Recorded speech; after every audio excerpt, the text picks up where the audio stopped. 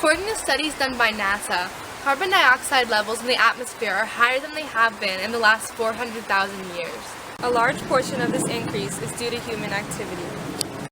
The main human activity that emits CO2 is the combustion of fossil fuels for energy, such as coal and oil. The United States is the second largest producer of carbon emissions after China. Data collected by the Global Carbon Project states that the United States is responsible for 19% of the CO2 emitted from burning fossil fuels. Right now, our power plants are the source of about a third of America's carbon pollution. That's more pollution than our cars, our airplanes, and our homes generate combined. That pollution contributes to climate change, which degrades the air our kids breathe. Candidate Ben Carson disagrees with these statements, stating that climate change doesn't really exist. However, environmental scientists believe that rising amounts of CO2 can have disastrous effects. So, increased carbon emissions lead to global climate change by warming our environment. Carbon-containing compounds can also be a component of smog. Air quality decreases and it causes human health issues such as increases in the rates of asthma and other respiratory diseases.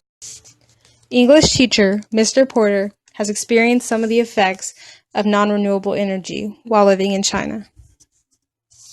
The air quality was pretty bad in China. The smog was like really thick, so people would have to wear the mask over their faces, and you see a lot of people with asthma. A lot of my students had asthma when I was teaching there, and it was rare to see stars or a sunny day or something like that because it'd always be smog. You know, they'd have hazardous days where they couldn't go outside, or it's not advisable to go outside and play if you're a kid or something like that. But yeah, those are some of the effects of the bad air quality. If we had clean energy, it would be much more helpful. Clean energy should be easily accessible since it's all around us. Presidential candidate Hillary Clinton agrees, saying, "If we come together to make the hard choices, the smart investment in infrastructure technology, and environmental protection, America can be the clean energy superpower for the 21st century." Developing renewable power, wind, solar, advanced biofuels, building cleaner power plants, smarter electric grids, greener buildings, using additional fees and royalties from fossil fuel extraction to protect the environment and ease the transition for distressed communities to a more diverse and sustainable economic future. Solar power is one of the most sought-out renewable energies. It's accessible and free. Solar power can be distributed to homes, schools, businesses, and requires no extra development to the land or surrounding areas. Many people would argue that solar installation is costly and overpriced, but the price of a solar panel has dropped more than 60% since early 2011. And the price of wind power is down more than 50% in the past 4 years. There are a lot of good reasons to go solar. Actually, we find that installing solar is more cost effective, in other words, cheaper than buying your electricity from the power plant, from the utility company.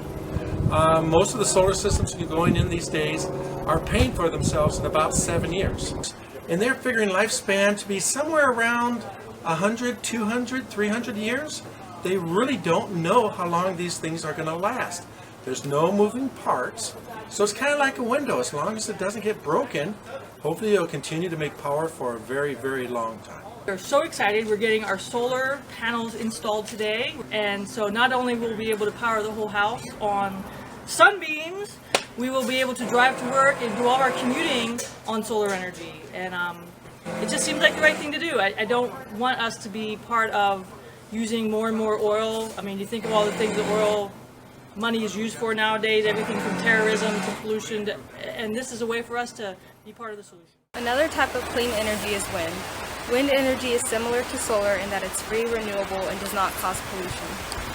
Some criticisms are noise pollution and the aesthetic appearance of the turbines. Does anyone see how, honestly, unsightly those huge wind turbines are on some of the most beautiful hills? Candidate Donald Trump disagrees with the installation of wind turbines next to his golf course, stating that it would destroy some of the natural beauty of the world and have a serious negative impact on tourism.